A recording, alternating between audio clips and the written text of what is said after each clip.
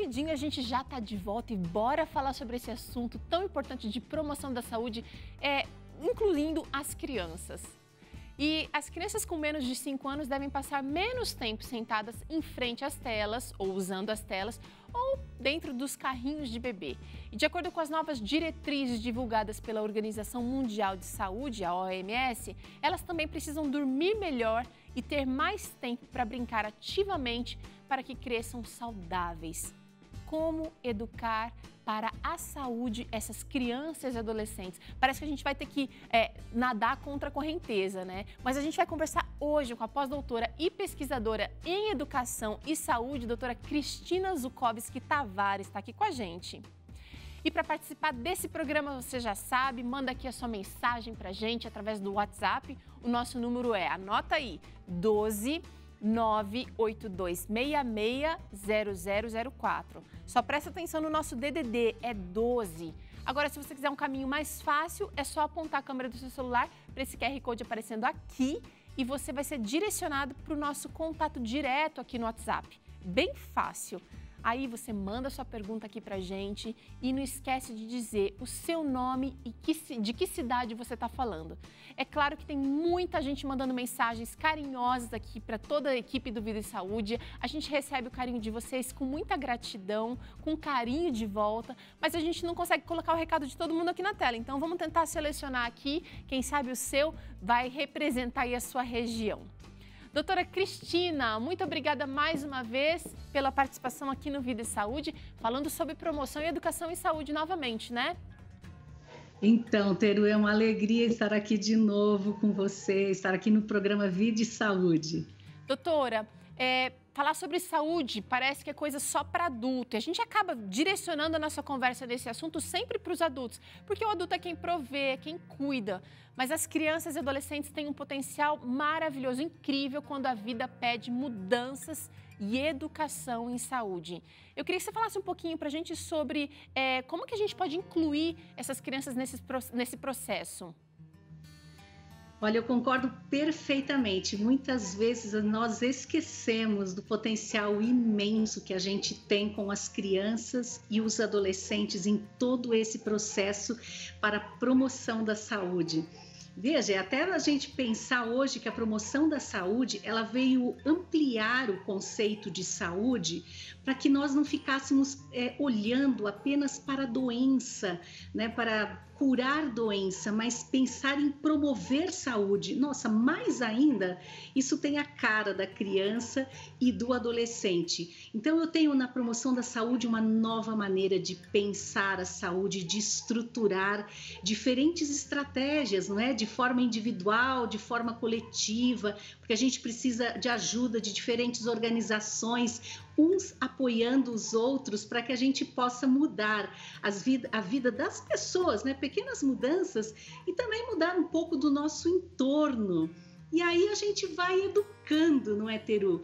Nós podemos, aí a educação em saúde, ela entra como parte da promoção da saúde, uma parte importantíssima, em que eu vou agora capacitar esses indivíduos, capacitar essas crianças e esses adolescentes para que eles possam ser eles mesmos os promotores da saúde. Claro, vai precisar conhecimento e eles vão começar as mudanças na sua vida junto com seus colegas e aí eles vão para o entorno, para a cidade e ninguém segura mais esse pessoal. Você sabe, doutora, que às vezes, quando uma mudança é necessária, às vezes vai para o médico, né, descobre lá que tem uma intolerância ou que precisa fazer uma mudança com mais atividade física na rotina da família.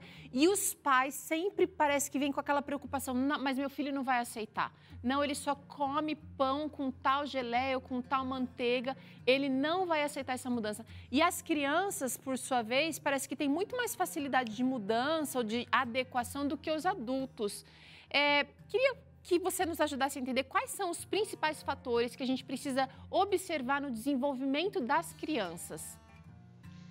Então, claro, o desenvolvimento da criança, assim como a gente espera de um adulto pleno, saudável, a gente espera que essa criança ela tenha a oportunidade de se desenvolver no aspecto físico, motor, que ela tenha a possibilidade de desenvolver o seu aspecto emocional, espiritual, que ela tenha a possibilidade de desenvolver, expandir a sua área cognitiva também, moral. Então, são diferentes aspectos. Claro que aí eu vou precisar ter experiências variadas com essa criança de aprendizagem também. Então, aí é a forma de eu educar com diferentes experiências de aprendizagem para que eu possa atingir também diferentes objetivos. E a família, os amigos, os clubes, nos quais toda essa comunidade no qual a criança e o adolescente estão inseridos e a escola. A escola também tem um papel fundamental e importante em ajudar a instigar essas mudanças junto com os colegas. Muitas pessoas começando a vivenciar um novo conhecimento e uma nova atitude. Isso pode dar certo. Legal.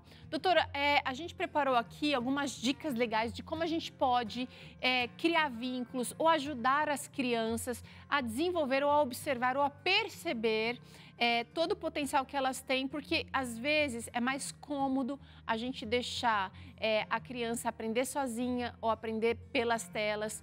Só que a gente não vai estar ali no controle do conteúdo e não vai estar acompanhando também. De que formas a gente pode criar bons vínculos aqui?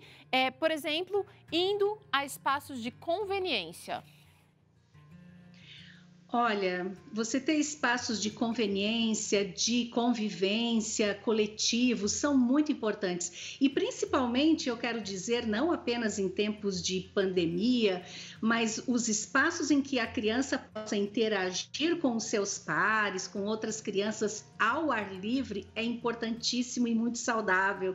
Imagina que essa criança vai poder também expandir ali muito melhor sua capacidade física, cognitiva, emocional, interagindo com os seus coleguinhas e também aproveitar o ar puro, a luz solar, tudo isso vai colaborar bastante para o seu desenvolvimento. Quer dizer, pode até parecer que ela não está fazendo nada, né? Está só observando, mas ela está aprendendo enquanto ela está ali vivenciando aquele momento. Com certeza, com certeza. Nós aprendemos muito uns com os outros.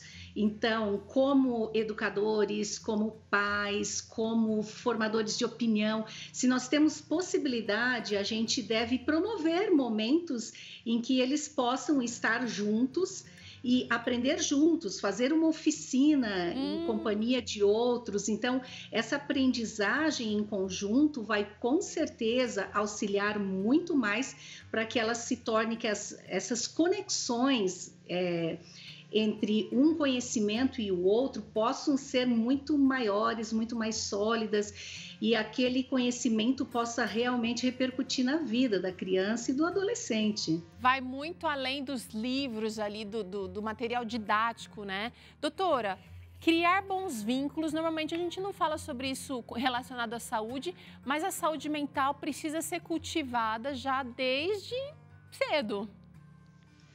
Com certeza. Até se pensarmos no ambiente escolar, não é? Quantas vezes a gente ouviu até alguns professores falando assim, parece que enquanto aquela temática, aquele assunto, aquele conteúdo não passou pelo meu coração, ele não chega de uma forma tão tranquila para minha mente. Parece que é muito mais fácil aprender quando eu começo a me apaixonar por aquela temática, quando eu começo a considerar aquilo importante. Então, assim, eu crio vínculo até com a aprendizagem em si. E o que facilita? Claro, as pessoas com as quais eu convivo. Então, eu gosto desse professor, ele desempenha atitudes saudáveis, eu quero ser como ele, eu quero fazer algumas coisas junto com ele, isso já vai estimulá-los também, com certeza. Isso também acontece em família. Então, criação de hábitos saudáveis e formar vínculos de confiança, vínculos de afetividade são muito importantes. Entendi.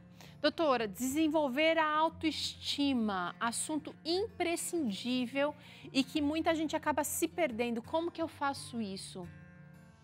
Nossa, Teru, sabe que nós temos aqui uma pesquisa que é desenvolvida no Brasil com os escolares no final do ensino fundamental.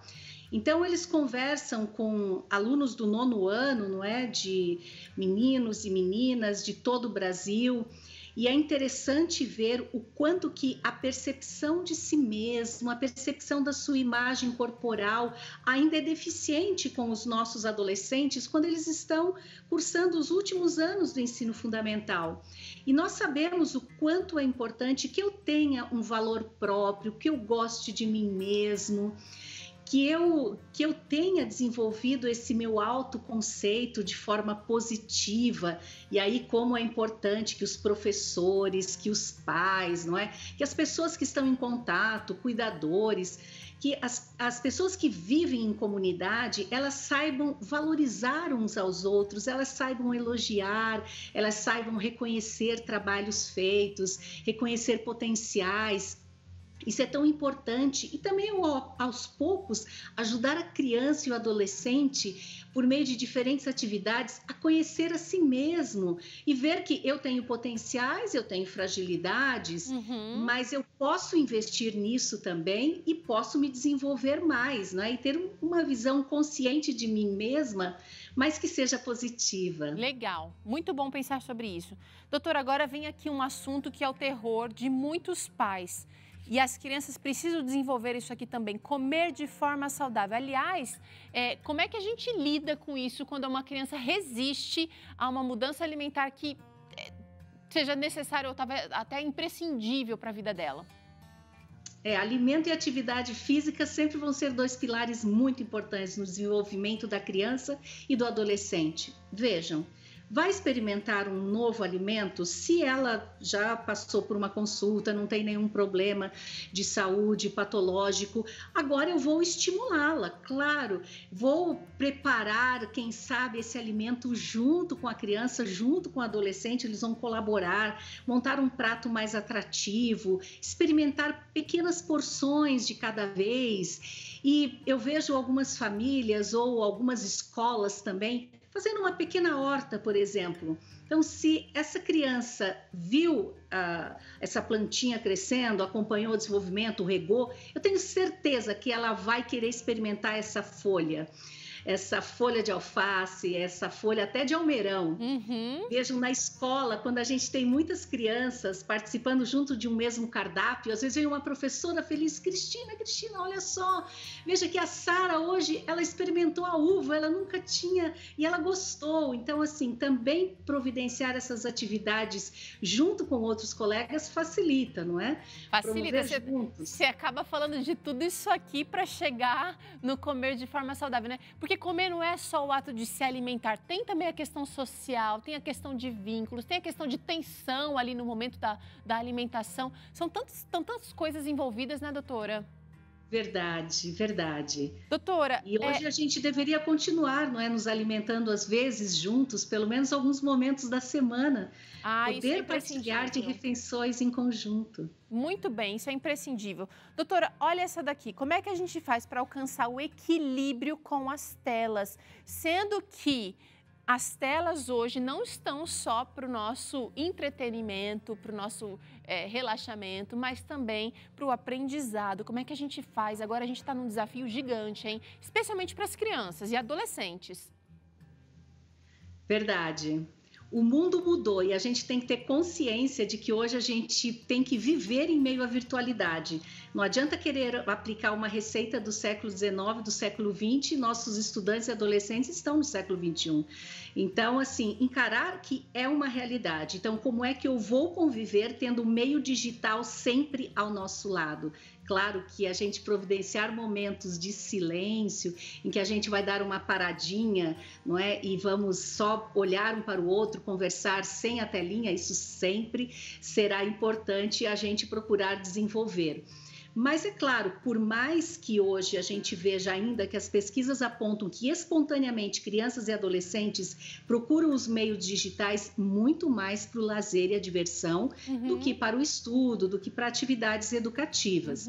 Então nós vamos ter que estimular e nós vamos ter que hoje, juntos, começar a pensar, educadores, psicólogos. Olha, essa semana, outros dias, nós estávamos conversando entre os colegas no mestrado. Então, assim, é uma nova configuração e nós precisamos encontrar caminhos para utilizar de forma segura. Claro que, se eu penso numa criança até 2 anos, a gente já tem de forma muito específica que ela não deveria ter esse contato ainda isolado com o meio virtual.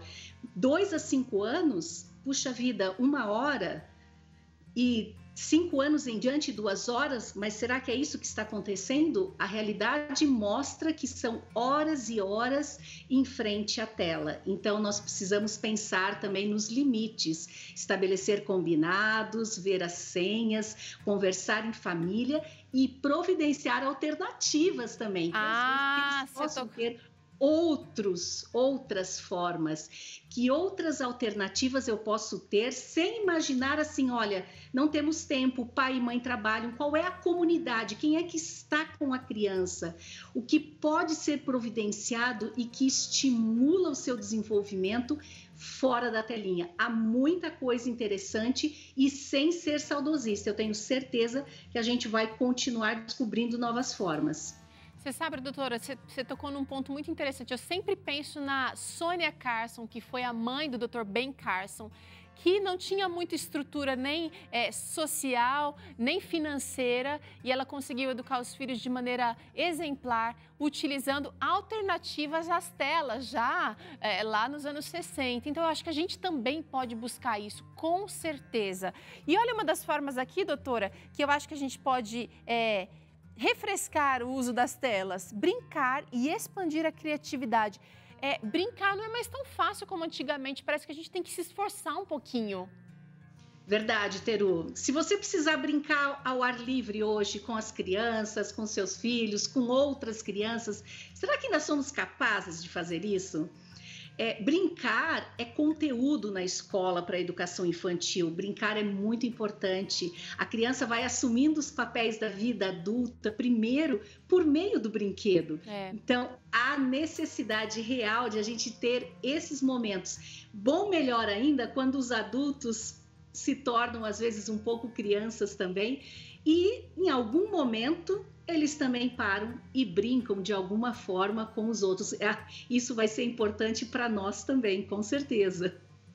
Nossa, super legal. Realmente brincar um pouquinho com os nossos filhos, com alguma criança, faz toda a diferença para estimular a criatividade e, como a doutora bem disse aqui, para ela já começar a ensaiar a vida adulta. Agora é o seguinte, tem uma interação, doutora, vamos ver quem está falando aqui com a gente? A Andréia Araújo pergunta: Teru, minha filha tem 8 anos, é magrinha e tem dificuldade para comer. O que eu faço para educá-la com saúde? Olha, isso é uma dificuldade de muitas mães, não é só dela, né? Então, sinta-se à vontade. Conversando ainda recentemente com algumas colegas nutricionistas e que também trabalham conosco, vejam, primeira questão, é muito importante que o alimento seja apresentado para a criança nos momentos das refeições principais, não é? No momento do desjejum, do almoço, do lanche ou do jantar. E nesse momento a criança tem a oportunidade de ter um prato pequeno, mas variado. Vou estimulá-la ali com alimentos assim bonitos, coloridos, mas variados em termos de carboidratos, proteínas, ali vou ter ali os vegetais, né, os legumes e as verduras, mas é importante também que eu não ofereça, se ela recusar, entre as refeições, um monte de guloseimas para tentar sanar aquele momento em que ela não havia comido. Então, eu tentar dessa forma também estimulá-la, e é claro que nós já conversamos, não é? Plante junto com ela, participe de alguma atividade, traga ela junto para planejar o cardápio. Boa. E aí vocês podem começar a fazer um alimento diferente e juntos também.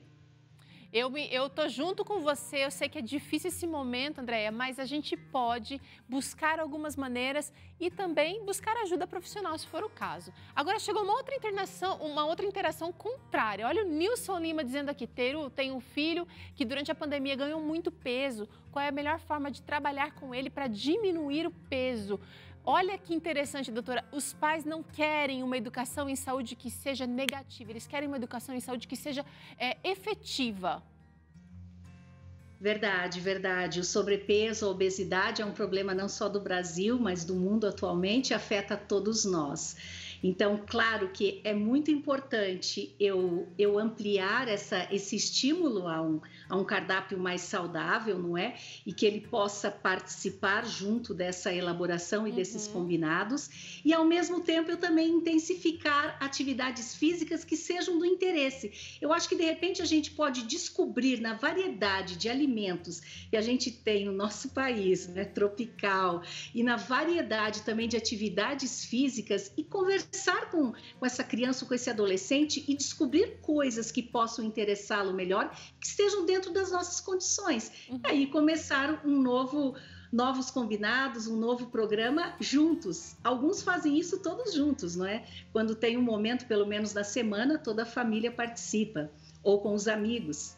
Olha, gostei muito das suas falas aqui, doutora, especialmente porque você está incluindo essa criança, esse adolescente, esse jovem, nas mudanças, nos planejamentos, nos combinados. Ou seja, não é uma coisa que a gente está impondo, é uma coisa que a gente está construindo e cada um vai executar aqui a sua parte. O pai como provedor, os pais, né? E a criança como executora junto. Quero te agradecer, viu, doutora Cristina? Foi ótimo, foi ótimo. Realmente a gente precisa incentivar que se as crianças e os adolescentes, eles estiverem promovendo saúde e falando para outras pessoas e para outros colegas, a gente consegue avançar muito mais. Legal, olha, e para você que está nos assistindo, se quiser conhecer mais sobre o mestrado em promoção da saúde, acesse o endereço que está aparecendo aqui, unasp.br, e você vai descobrir que tem aí um caminho muito legal, muito bacana para você que quer ampliar seus conhecimentos nessa área. Muito obrigada mais uma vez, doutora Cristina. Um abraço grande, beijo para vocês. Bom, a gente faz um rápido intervalo. Na volta, o Dr. César Vasconcelos responde algumas perguntas enviadas por vocês, telespectadores e internautas. E ainda tem receita de quiche de abobrinha aqui no programa. Olha que linda! É já já, não perde não, hein?